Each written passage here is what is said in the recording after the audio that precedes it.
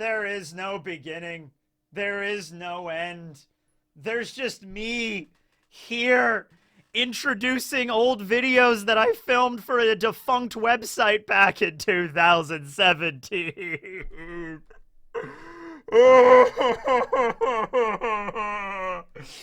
Well, it's okay, because today we're discussing Inuyashiki. Inuyashiki, done by the same person that did Gantz. Gantz has a very bleak kind of outlook on life, and Inuyashiki kind of dials that up a little bit. It's a series about two people, a teenage kid and this older dude that just got diagnosed with cancer, as a matter of fact. They're in a park one night, giant alien ship crashes. They're like, oh shit, we killed these humans. It's okay, we'll rebuild them with war technology. And so you have an old man that is now rebuilt and has the ability to, like, heal people. And then you have this teenage kid that also has the ability to heal people, but he's like a teenage kid and he goes crazy with power and a god complex and goes on a murder rampage. And so you have, like, good versus evil kind of going on here. And it was a pretty good series back in the day. Pretty solid stuff. Anyway, that's what we're talking about. Take it away past me. While present me is trapped here and future me is enjoying London, I hope you're having fun right now on the London Eye, you son of a bitch! Hey Viewster, what's up? Tekking 101 here, and this is another episode of Real Talk. Yeah, you know what it is. This is the show where I get down to the freaking nitty-gritty. I get on the case. I tell you about the manga and anime that the mainstream media doesn't want you to know. Yeah, right, that's how that goes. Yeah, the mainstream media focus. Actually, you know what? I would like to see some more anime in my news. You know, you turn on NBC and be like, today we're going to be talking about Attack on Titan. I'd be like, alright, I'd watch that. Fine, let's see. But anyway, no, today's video is going to be about Inuyashiki, which is very appropriate because the anime just ended last week. And I'll be honest with you, it ended a lot quicker than I thought it was going to. And I knew the manga was rather short, you know, compared to, like, other monthly series. The manga of Inuyashiki is something I read on a monthly basis all the way through, and I felt really kind of privileged that I was able to start reading it basically at chapter 1, because you don't always get that. Most of the time, it's like, you stumble upon a manga, it's already a few chapters in, you got to go back and, you know, recap everything to get caught up, and then you're, like, you know, on a monthly basis, or a weekly basis, depending on, you know, the schedule of release. But with Inuyashiki, I actually heard about it being released a little bit before it really was, and I knew the mangaka was Hiroya Oku, who was the same dude that did Gantz, and I was a huge Gantz fan. In fact, I should really, like, start a petition or something. It's probably not going to go anywhere, but I should really try to do something to get Gantz another anime. And I'll tell you what, if there's ever a time when Gantz could get another anime, it would be right now, right after Inuyashiki aired, and it was actually very popular. People seem to like the story, and Gantz is another story Hiroya Oku did that is a much longer story, and it did have an anime, but the anime is one of the worst travesties ever, so that really needs to get a reboot. But we're not here to talk about Gantz, we're talking about Inuyashiki. And it was an anime, it only has 11 episodes, and the manga is less than 100 chapters. Hiroya Oku, the way that he actually draws his manga and everything, the way he, like, sets up, like, action is a little bit different. Whenever there's an action scene in a Hiroya Oku manga, pretty much the chapter itself will have, like, a lot of pages, but not a lot of those pages will have anything involving, like, dialogue. A lot of them will just be the actual action taking place, like, you know, a giant robot fight in the middle of the city. It'll just be page after page of giant robots fighting in a city. And the manga, the art style is really good because it uses, like, 3D rendering, so it's a little bit different. It's not actually like drawing, it's like a 3D render of a drawing, which makes it unique. And it really just screams to be animated, which is one of the reasons I was so pumped when Inuyashiki was announced to get an anime. You know, because that's something that really does need to be in that medium. But the downside of that is because a lot of those chapters focus more on that kind of action rather than dialogue, the anime breezed through it really fast. I was hoping maybe a little bit that the anime was going to add some extra stuff to it, maybe a little bit more character development, maybe even tweak the ending a little bit. But no, unfortunately, that's not how it works. I guess I shouldn't say unfortunately, because the story was well written. I just wish there was a little bit more of it. But right, so let me explain to you the story of Inuyashiki, and it's one of those things where I'm going to explain it to you, like the first chapter, like the general premise, and you think that the manga's definitely going to go down a certain road, and it just doesn't even go close to that road. It misses something entirely and chooses to tell a story from a little bit of a different perspective than what you might expect. So the story of Inuyashiki involves two main characters. One of them is the titular Inuyashiki, who's a salaryman living in Tokyo with his family. He looks like he's an elderly man. He appears to be like in his like 70s. He's only like in his 50s, and the reason he looks like that is just because of a massive amount of stress that his job puts him through to support his family. And from what we see from the first chapter, his family doesn't really care a lot about him, or doesn't really seem to see all the struggles and sacrifices that he puts into supporting his family. Like, they move into a new house, and they're upset that the house isn't as big as they thought it was going to be. Obviously he's saved up for this. He really was expecting them to be happy about it, but they're just like, this house is whatever. And then it's just, like, he buys a dog, and he's like, we have a dog, and he's like, it's not a puppy, it's not the kind of dog we wanted. So it's like the two kids that don't really seem to be appreciative of all the effort that their father goes into it, and his wife seems kind of distant, and it just seems like Inuyashiki, just, you feel for him just in the first chapter, because life just keeps hammering this dude. He gets diagnosed with cancer, for God's sake, in the first chapter. Don't worry, I mean, like, that gets resolved rather quickly, but it's sad, isn't it? Like, in the first chapter, he's like, oh my god, this dude, Hiroya Oku, the way that he sets up, like, it's our world, it's like our universe. There's a Tokyo, there's cell phones, there's internet, and he usually does a really clever ways of incorporating modern technology and things into his stories. Like, even like 4chan and 2chan play like a big point into this story, but he takes like the worst parts of our society and brings it like center stage, like just random people that you run into a street in a Hiroya Oku manga are some of the worst pieces of shit ever, and I'm not saying our society isn't full of people that are just hateful and full of disdain, but it really gets brought to the center stage with Hiroya Oku's style. So you have Inuyashiki, who's like a genuinely lawful good person that tries to help his family out, and he's just surrounded in a world that just does not want any part of that.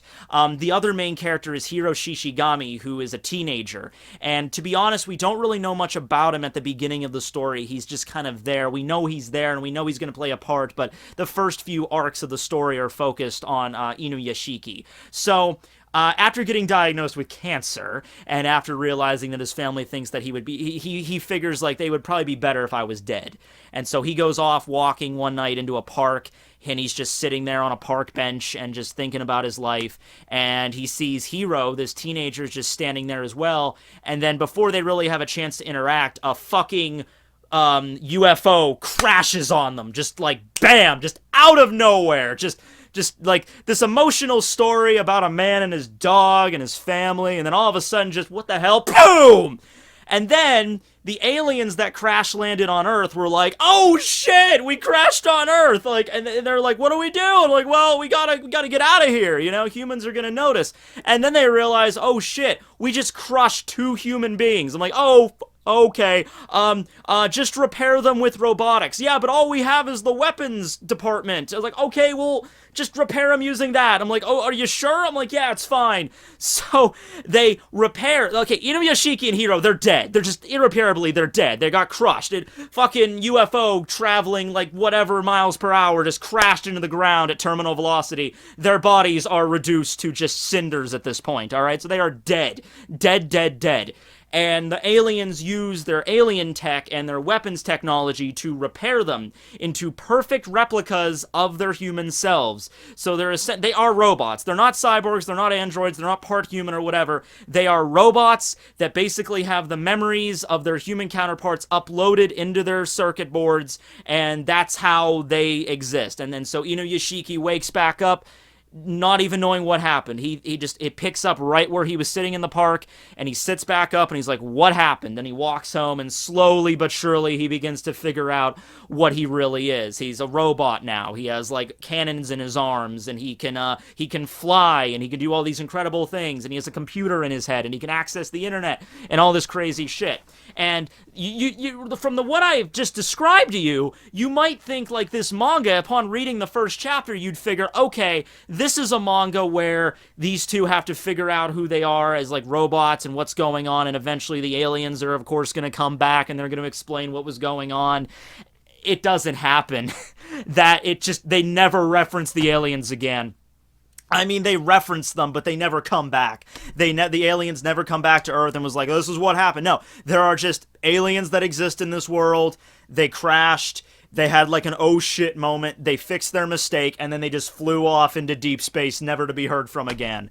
So I guess they just forgot to put this whole manga comes about because a bunch of aliens just forgot to, pay attention to where they were flying. And it was like, "Are you watching the road?" Bam! And then he's like, "That's all." So the main premise of the series, though, is a conflict between good and evil.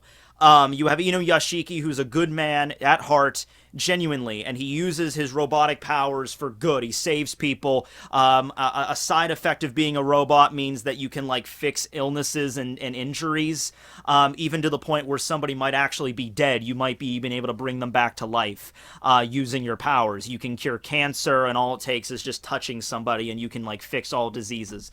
So he does that. He goes around town to hospitals, and he becomes like a miracle worker. Meanwhile, Hiro is a teenager, and he just takes this power, it just goes right to his head. He has kind of like a bit of a god complex, like I can just do anything. Another ability they seem to have is like they can just basically stick out their hands like this, like you're like a gun, and just bang, and it actually functions like a real gun. And they can do it with like boom, or like a machine gun, like da da da, and that'll actually hurt people. So it's a very clever way of introducing weapons. Like you're firing like invisible bullet, like an endless stream of invisible bullets. And so this basically goes to his head, and he just starts killing people just for the fun of it. Kind of reminds me of Light Yagami in a sense. A very attractive, very smart high school kid who develops a god complex, goes around and starts murdering people. But it's not quite exactly like that, because there are points in the story where he does have change of heart. He tries to get better, he meets a girl, tries to change his ways, and then he realizes that the stuff he did, he can't go back to his normal life. He has to, continue onward down this path of destruction, and eventually Inuyashiki and Hiro, they clash with each other. And it's really like a good versus evil, God versus devil kind of thing. That's really the symbolism that we're going with here in the story. I'm leaving a few side characters out and everything like that, but the gist of the story is such. And the ending is something that seems to come out of nowhere. The last few chapters, and even like they cram the final arc in pretty much the last episode of the anime. So it's like all of a sudden you just get bombarded with all this information out of nowhere. I don't know if it's a situation where Hiroya really just, this is all I wanted to do with it. I really didn't want to do anything else, and I'm just doing this to end it. I think it wasn't really intended to be a long-running manga. I don't think he really seemed to do something, because he just got off doing Gantz, and Gantz was like 360-something chapters. So I'm sure he probably didn't want to do something like that again, so he thought, all right, we're going to do this new manga, and I'm just going to tell this quick story about these two vastly different human beings with different ideologies, polar opposites in many respects, and see what they get when they are basically given the powers of deities. Compared to humans, to the aliens, these are nothing more than just like hastily made, scrap-built robots or whatever, but to human beings, they might as well be gods, being able to kill or bring life at will, essentially. And the robots are not like, they're not like indestructible. They run on water, so if they run on water, you can't move and stuff like that, and eventually you can get seriously injured, like Hiro loses arms at some point, so there's that stuff. But even for people that are horrible, like Hiro, you feel for them at some point, because you find out, like, he didn't do this because he tried to be like Light, like Light wanted to be like the New World Order or whatever like that. He literally was just a teenager that was given a shit ton of power, and he was bored one night and decided, hey, let me go see if I can do this on a whim. And he was still a bad person when you murder and stuff, but at the end of it, he's like, I don't want to do this. This really isn't who I am. I really wish I could turn back the clock, but you realize that you are responsible for your own actions, and you can't turn back the clock, even with your magic robot powers. So, there really is a little bit of sympathy for him, but then by the end of the manga, you feel like he attempted to atone for his sins, and really by the end of it, he pretty much had a hand in saving the entire human race. So it's up in the air. I think that's what the mangaka's trying to do, is make you like, okay, well, he killed a shit ton of people, but he also saved the Earth. So it's like, what do you do with that? Like, do you say, like, okay, he is forgiven, but you can't because he still just killed a bunch of people just because he wanted to? And even by the end of it, the only reason why he really tried to save himself is because of, like, one or two people, or maybe he had no other options. Like, he alienated himself from every other friend he had, all of his family members. And so it's just like, I have nothing else left in life. I guess I'll just kill myself, but I'll kill myself in a way that'll save the earth. And maybe that's his conscience coming to the vogue and trying to, like, this is your last ditch effort to try to atone for your sins. But that's up to the reader to decide whether or not he's truly atoned, whether or not it's truly, like, forgiven. And yeah, that's it. It makes you think. It really goes down the rabbit hole with that. But anyway, that's real talk for this week. I think I've gone on for that long enough. Thanks for watching, everybody. Check out Inuyashiki. It's an 11-episode anime, so it won't take you very long to get through it. Pretty solid. Covers the manga pretty faithfully, so you don't really have to go through the entire manga for it. Like I said, the manga really doesn't work too well when there's, like, big action scenes. It's craving to be animated, and the anime certainly, it brings that to attention. So thank you for watching, everyone. This will be Tekking signing out. Later, everyone.